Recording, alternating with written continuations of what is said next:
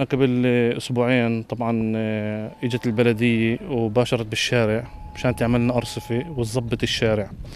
طبعا الشارع ما كناش نتوقع انهم يعملوا ارصفه، ليش؟ لانه كان الشارع كلياته محفر، وطالبنا على سبة انهم يزفتوا كلياته. اتفاجئنا لما عملوا الارصفه انه في خط مي في الشارع كلياته من اوله لاخره تاخخ. طبعا اجت البلديه لما عملت الارصفه، اجت مشان بدها تحاول تزفت الشارع اللي كان خط المي مفزور، اضطرت تفحر الشارع من اوله لتحت توصلت اخر الشارع. هسا قالوا لنا يوم الخميس ان شاء الله بننتهي من هذا المشروع، تقريبا صار لهم هم اسبوعين. هسا يوم الخميس بنتفاجئ انه العمال اجوا طعون المي، عملوا الباك اللي ضايل وخلوا اشياء ثانيه يعني زي هاي الماسوره من نص اخرى مفهوره، قالوا رايحين نعمل اخرى مره. قلنا له متى؟ قال يوم السبت بتفاجئ انه ما اجوا 5 دقائق بالضبط نزلوا تحت، حطوا شويه صرار وظلوا طالعين. هاي اليوم شو هو؟ اليوم الاحد، فيش حدا اجى ولا حطل. هاي طلع عندك هنا في سيارة بتيجي كل الغبرة معبي الدور والغسيل كلياته، بنعرفش نقعد، والله ما بنعرف نقعد. واذا مثلا مي نزلت على الشارع بتخبص كل الدور.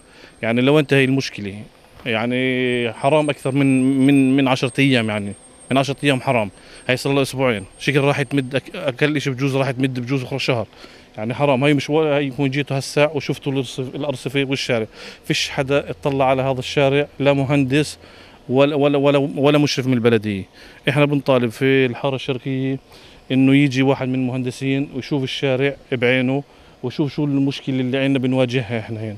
يعني باك الشارع بكاش هيك من مره.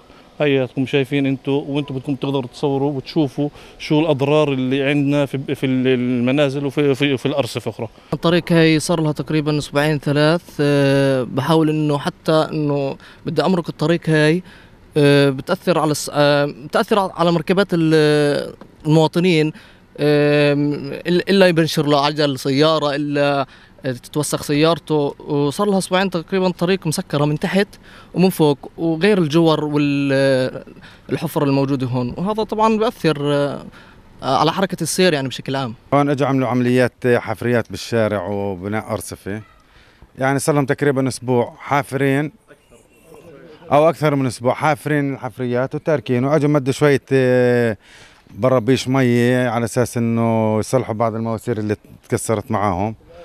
وانا شايف انه المواسير اللي مدوا كامل مواسير الحديد وحطوا مواسير بلاستيك، والمواسير البلاستيك هي مش عمليه، واثناء الشغل يعني بتوقع انها راح تتضرر اخرى مره، واذا زفتوا بجوز اخرى مره يحتاج انهم يخلعوا الزفته ويردوا يعالجوها اخرى مره، فتظل المشاكل هاي تتكرر. هاي طريقه غلط اللي اشتغلوها معانا.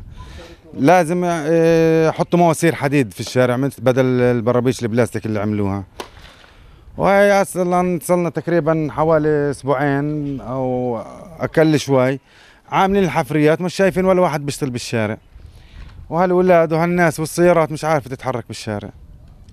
واحنا ان شاء الله بنتامل انه رئيس البلديه انه ينظر بهاي الشغله ويسوي لنا اياها على السريع. الشارع صار له 3 أسابيع بهاي الحال، كل يوم بيجوا بتركوا لهم ساعة زمان وبروحوا، وهي المي بتنز من جميع النواحي، خلوعوا المواسير وداروا حالهم.